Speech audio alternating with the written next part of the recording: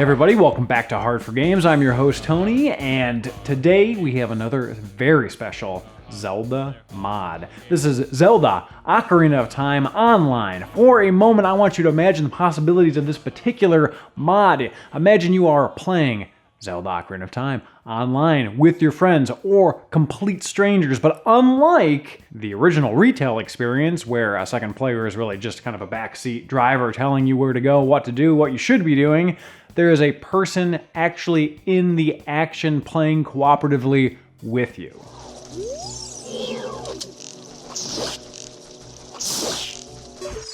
And that is what the Zelda Ocarina of Time Online project is all about. The creators want to provide a cooperative online Zelda playground, as well as eventually implementing a player versus player mode. And as you can see here, you can't really harm the other player right now, but that mode will eventually be implemented. So, who's involved in this project? First things first, MelonSpeedruns. He designed and coded the network program. Now, I'm probably mispronouncing the rest of the usernames moving forward in this video. I apologize, I'm sorry. I just don't know. When you're online, you just don't get these things phonetically. Ideka, I-D-E-K-A, is doing in-game related code and made the dummy Link actor. Glank is helping port the code to the NTSC 1.0 version of Ocarina of Time, and also helping out with in-game code as well. The footage I'm showing off here is actually mostly me playing a pre-demo version online with Melon. But he has even more footage on his channel, so I'm going to go ahead and put a link to that in the description below for all of you guys to check out.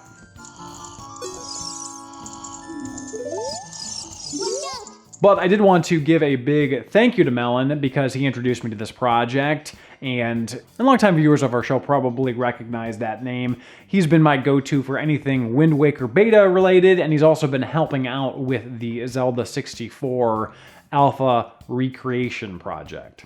You know, I don't know why, but I was really tickled by this option here. It's a tunic changer for Link. I think I'm just so used to putting in really tedious Game Shark codes into an actual Game Shark for anything to happen, including the tunic to change color. It was just so refreshing to see like a program where you could just press a button and his tunic would change color without having to do much of anything, really. It was just so cool to swap around the different palettes. Aside from colors, though, the plan is to have even more player options. There's going to be Dark Link, like I've shown you, Fierce Deity, etc., etc. Although, I must say what I'm really hoping for, which would be really cool, and I just kind of thought of this, would be Player 1 is like Adult Link, and Player 2 is Child Link. How cool would that be, running around Hyrule with the two of them together, getting up to mischief, fighting each other, solving puzzles? It would be interesting, to say the least. So one of the main things that they're working on right now is actually syncing. So right now, characters exist and spawn in the same world, and they can interact a bit. You know, you can Z-target for some player info, you can nudge each other around. Like I said earlier, though, you cannot fight or inflict damage on one another. But aside from the little bit of interaction that I mentioned, the characters are sort of in and out of phase, if you will. And what I mean by that is best described visually. So here's Melon picking up some grass, or bush, or whatever. But it doesn't affect my game. I see him doing it, but my grass is still there and what he's holding is invisible to me. The same goes for him holding any weapon, so here's him holding a hook shot, I can't see it. Of course, one of the big next steps is syncing this gameplay up. But one of the big challenges, though, is the enemies. Now obviously enemies will appear and spawn in the same place, but after spawning, I can't see his enemies and he can't see mine. I can see him fighting enemies, but I can't see them. Now I asked him how he planned to deal with this, and his response was actually pretty clever. So enemy movements are somewhat random, so it's actually too difficult to sync up. However, their health can be synced. So we can each be fighting our own version of the enemy, but the damage is cooperative.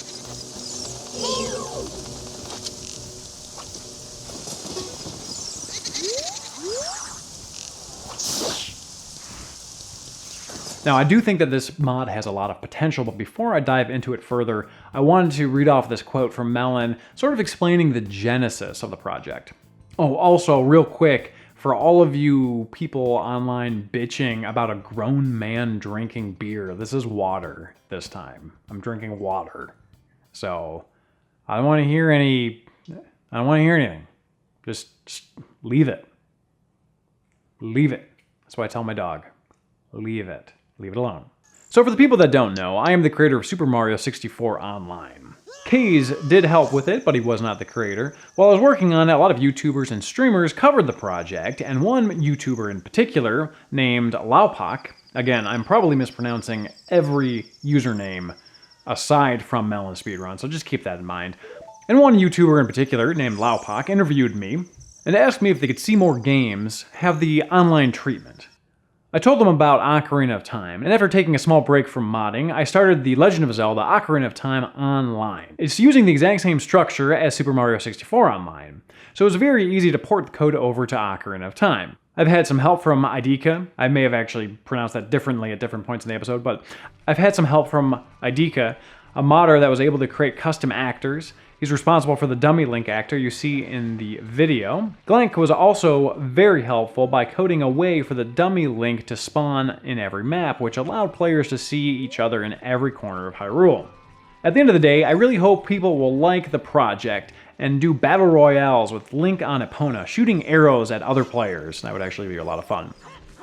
As for a release date, I'd say it will probably be out in around a month. Don't quote me on that, though. I do want to keep in mind that in his quote for me to read to you guys, he said don't quote me, but don't quote him on it. We might end up having problems with the code down the line. Who knows, Hope? Don't set yourself up for failure, but, you know, I mean, that stuff does happen. Now, one of the things I love about this is that, you know, Zelda is primarily a single-player experience, especially the 3D Zeldas. Now, of course, you have your, like, Triforce Heroes and, like, Four Swords that are 2D and specifically meant to be a multiplayer experience. But to my knowledge, there's no 3D cooperative Zelda game that's canon, right? So there's Hyrule Warriors, but that's kind of its own thing. I'm talking about a game where you could solve a puzzle together, right? I just think there's so many possibilities here, right? You know, you're in a dungeon and maybe both of you are solving the same puzzle, or you're in different areas solving different puzzles, seeing how quickly you can burn through it, or, you know, it opens up opportunities for speedrunning the game, like how quickly can you do it with two people just knocking out dungeons at the same time. I really think there's a lot of potential here, but it also really opens the floodgates for sabotage. Think, like, New Super Mario Bros. Wii. Imagine you're trying to do a puzzle and then suddenly out of nowhere, player 2 just starts attacking you, or rearranges the puzzle, or like just destroys your progress. You know, there's just so many moments that could happen in a multiplayer 3D online Ocarina of Time. So cool. Keep in mind, though, that I am playing a pre-release version of a demo, so my predictions and hopes for what's ultimately implemented may not fully come true, may not be realistic. I'm just sort of spitballing here. So what do you think about the Zelda Ocarina of Time Online project? Do you think it has potential? Will you be playing it when it comes out? What sort of things would you like to see implemented into the game? And most importantly, can I ask you enough questions so I can get this video over the 10-minute mark so YouTube doesn't severely punish me for being less than 10 minutes and therefore won't show any of you any of my videos, or this video in particular, in your feed, leading to so many of you asking, why haven't you uploaded in so long, even though we upload every damn week? Thank you, YouTube. Gotta love that artificial 10-minute mark.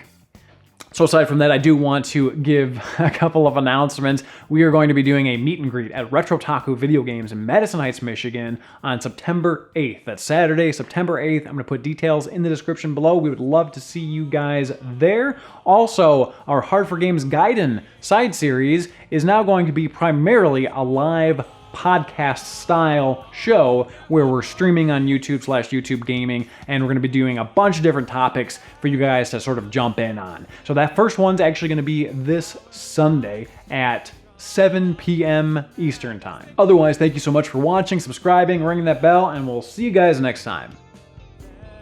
Thank you again for watching. If you enjoyed this video, feel free to give it a like and a share, and we will see you guys next time.